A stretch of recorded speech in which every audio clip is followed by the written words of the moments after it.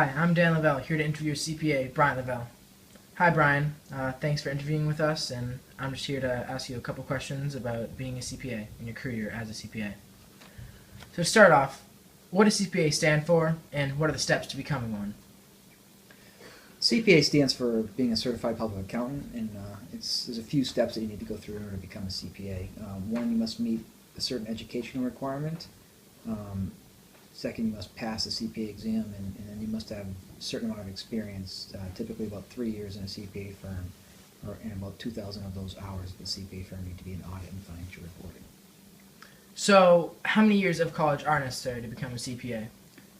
Typically, you need to have a bachelor's degree in accounting, and currently, to sit for the exam, you need about 150 semester hours in certain accounting required fields.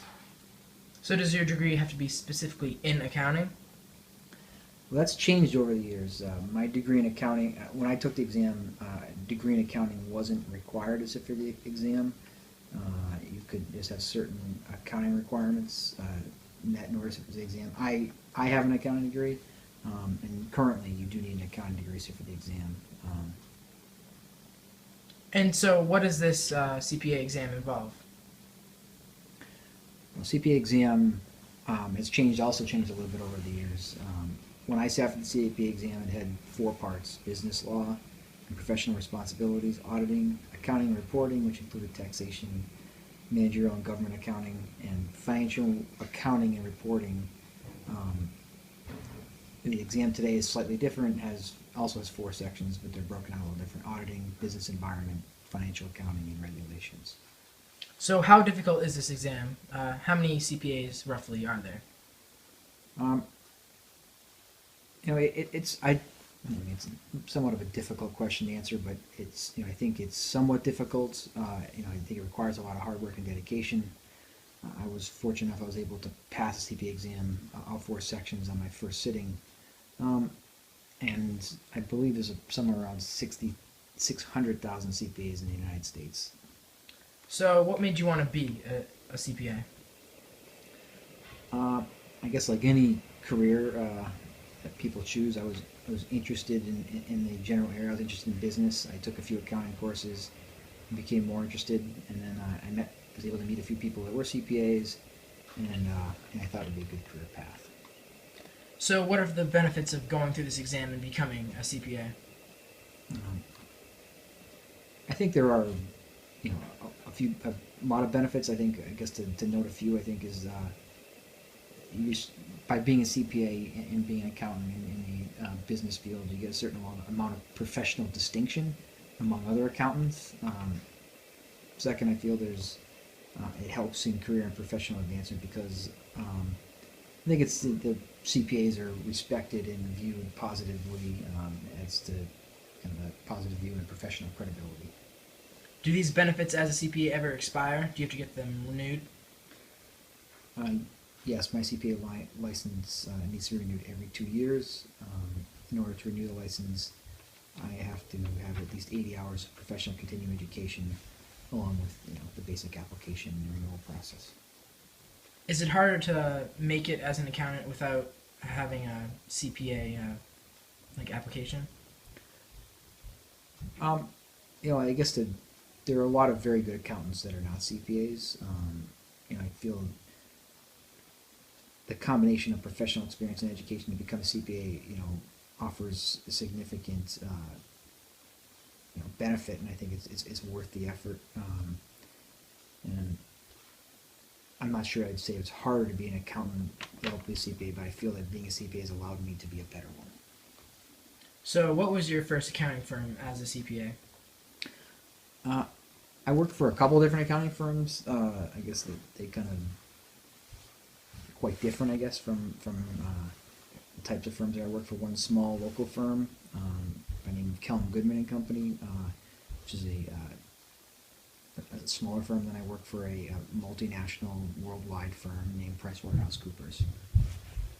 How are the hours for a new CPA? Uh,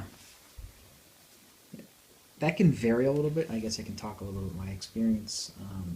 I had a double specialization in both manufacturing and financial services, which made my schedule quite busy.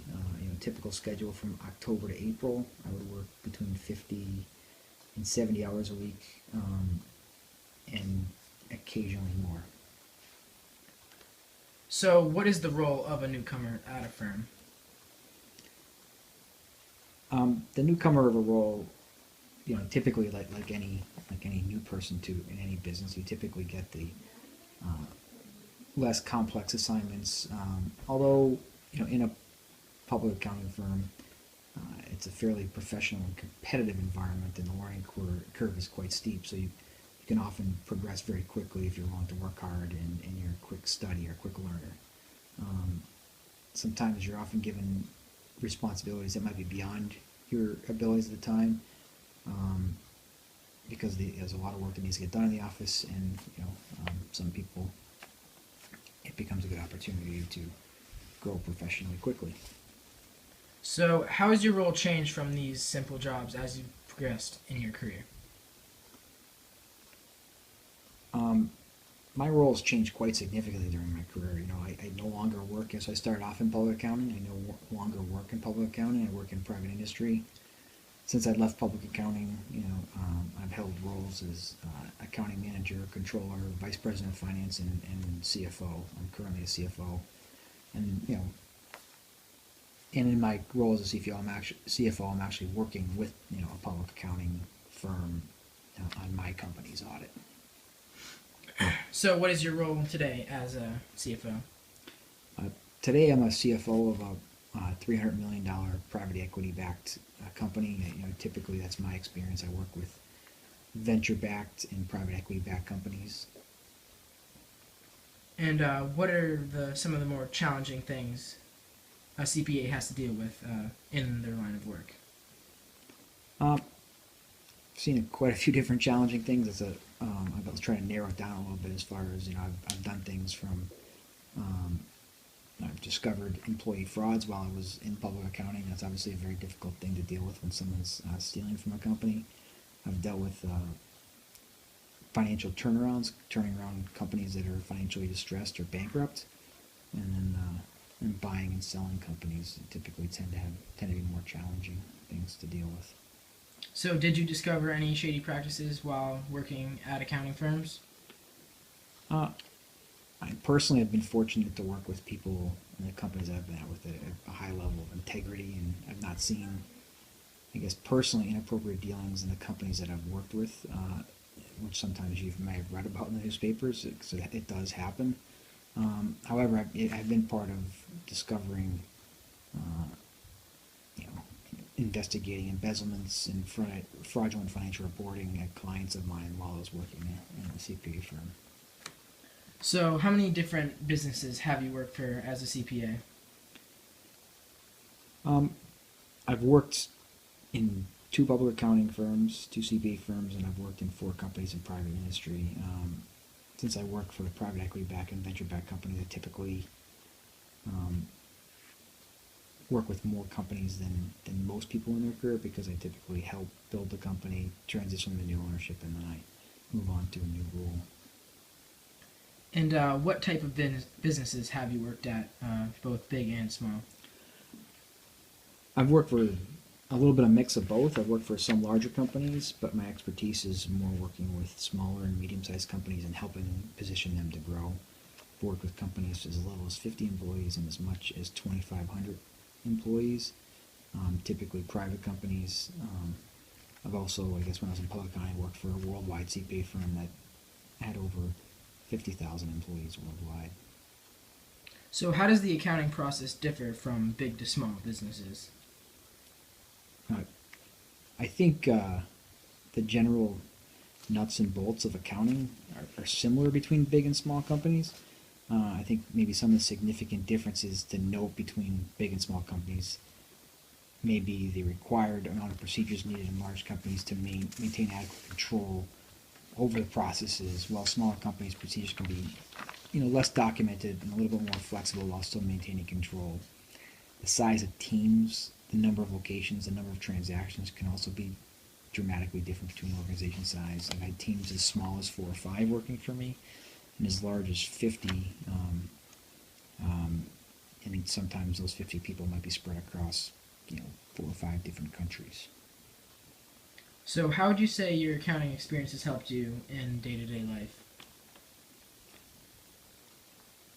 I think the simplest takeaway is I'm very comfortable making financial decisions, including taxes, financial planning, generally understand personal financial matters. So I think it obviously translates pretty well into organizing the financial matters of my personal life.